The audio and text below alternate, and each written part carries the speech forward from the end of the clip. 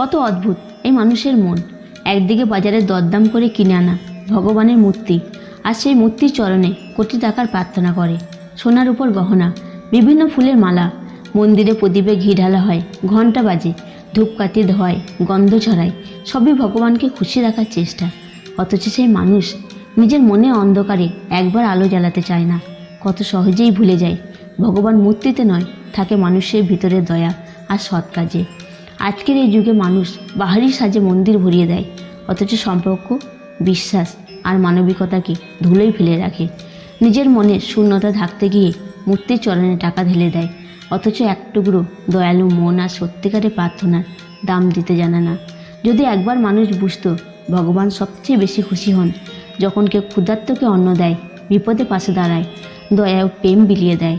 যদি মনে অন্ধকারে একবার প্রদীপ জ্বলে উঠত, তবে আর কোনো মন্দিরে সোনার গহনার প্রয়োজন হতো না। তখন এই পৃথিবীটাই ভগবানের মন্দির হয়ে উঠত, আলো আর মমতায় ভরা এক সত্যিকারের স্বর্গ। তাই আসুন, আর সবাই মিলে ভালোবেসে আমার সঙ্গে বলুন জয় শ্রীকৃষ্ণ। ভালো লাগলে একটা কমেন্ট করে জানাবেন। আপনার প্রতিক্রিয়া আমাদের অনুপ্রেরণা দেয়।